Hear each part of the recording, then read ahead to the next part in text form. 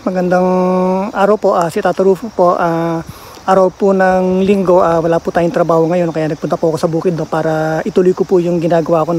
Actually nung July ko pa ginawa to, kaya lang lagi kasi tayo nasa destino, kaya nagpunta uli ako sa bukid para po ayusin na po yung pagtataniman. Pakita ko po sa inyo, tignan nyo po kung ano po yung mga natira nung nagtanim tayo nung buwan po ng May po ba yon o April, anong May pala nagtanim tayo. Bali ang natitira na lang po, tatlong puno na lang po yung natitira, o masabi po na 4, pero yung isa po medyo patapos na rin po kasi. Ay, pakita ko po sa inyo, tingnan nyo po kung ano po yung mga nagawa natin. Kaninang umaga dumating ako rito mga 8 o'clock. Ang oras natin mga 4 o'clock na, hindi pa ako umuwi ng bahay. Dire-diretso po yung pagtrabaho kasi bukas nasa destino tayo ulit. Okay, panoorin nyo po, tingnan nyo po yung mga yung ginawa ko para po pwede na po siyang pagtaniman. Ito na po yung mga ginawa ko na pwede pong hinanda ko na po para po magtatanim na lang. Ayan po. Nandito dati yung yung ating labanos saka yung carrots, pero pag nagtanim tayo, ililipat natin. Yan, 1, 2, 3, 4, 5. Bali, ilang araw ko rin ginawa yan. Binungkal ko siya, tapos noon naglagay po tayo ng nagtanggal ako ng mga bato. Kasi marami pa rin bato talaga. Hindi po talaga maiwasan. Tapos ito po yung kamatis natin. Bali, ito na lang po yung natitira, yung puno ng kamatis. Pero actually, patapos na po ito. Pero meron pa siyang bunga, kaya hindi ko siya tinatanggal. Yan, meron pa naman bunga, kaya pinababayaan ko lang muna hanggang sa malanta siya. Kasi medyo paginaw na rin po. Tapos ito po yung pinagtaniman po ng isang kamatis, hindi ko na siya tinanggal muna. Isasabay-sabay ko na lang. Tapos ito po yung ating okra. Yung okra naman namumunga din. Ayan, meron pa siyang namumulaklak pa siya. Ayan, hindi lang kasi masyadong naasikaso, pero may mga bunga pa siya. Yan. Yan po yung puno niya. Sobrang laki ng puno, Nakakagulat, okra. Tignan nyo po yung kanyang sanga. Ito po yung daliri ko, Ganyan po siya kataba, Grabe, laki ng punong okra, Yan. Tapos ito po yung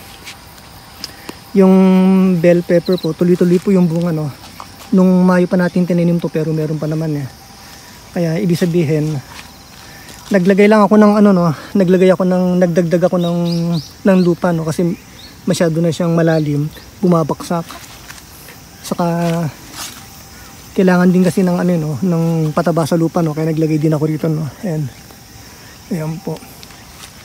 Medyo maliit na yung bunga ng bell pepper, kasi ganun pala pagka medyo patapos na siya, lumiliit po yung bunga. Pero ito, lumaki siya uli. Ayan, meron na naman.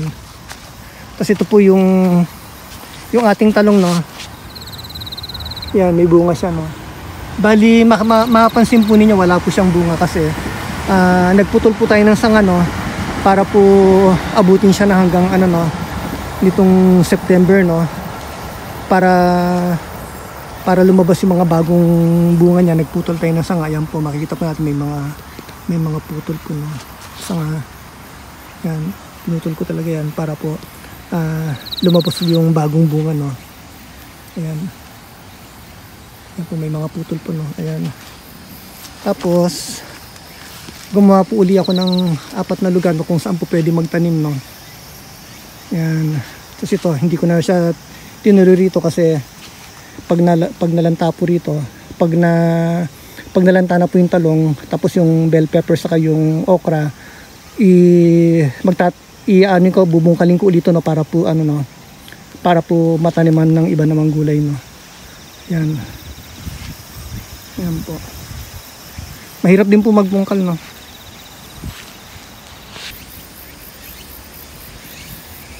Tapos ito po yung mga pinagdamuhan ko, diyan ko po nilalagay, bali yung isang pwesto po na dapat kong pagtaniman, hindi na po ako nagtanim, diyan ko na lang nilalagay yung damo para diyan ko na lang siya patutuyuin, Okay. Kaya meron tayong lahat yan, bali 1, 2, 3, 4, 5,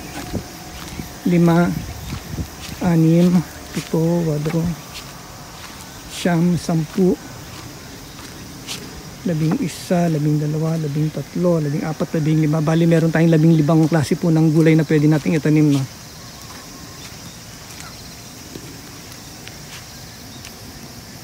Okay. Ayan, nakita nyo na po yung ginawa natin, no? Ilang araw ko na rin po ginagawa to. Tuwing maaga po ako makakauwi, o kaya naman po pagkatapos po ng destino natin, no, nagpupunta kagad ako sa bukid para po matapos na yung dapat natin gawin, no. Kasi ang gusto ko kasi magtanim uli ng ng labanos, saka yung carrots, no, saka yung patatas. Gusto ko rin magtanim ng sibuyas saka yung bawang po, no. Kaya hinanda ko na. Siguro so susunod na lang kasi bukas trabaho na naman tayo, maaga tayo aalis. Okay, kapag po na nakapagtanim na tayo tapos nagkaroon po ng bunga, pakita ko po sa inyo, no, yung mga binhi po. Tapos kanina pa lang umaga nung pagpunta ko rito, natanggal yung mga sheet, no, yung white sheet, no, itong mga plastic kasi meron pong mga baboy damo, no, na dumating po rito, yung mga naguhukay po. Pinagkakain po nila yung mga yung mga yung mga kamote, yung mga sweet, tatsumay mo ang tawag dito nun eh. Lalo na yung, wala naman tayong tanim na na kamote, pero yung mga katabi natin na pinagkakain po yung mga nila, no, yung mga kamote nila, no, kaya medyo nag-aalala yung mga farmers po dito, no, kasi nga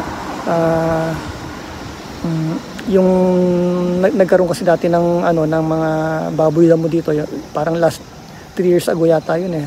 Saka hindi yata grabe, pero parang ngayon parang sunod-sunod, kaya nag-aalala din ako baka mamaya itong mga tinanim natin baka sirain po ng mga baboy damo o kaya kainin po, no.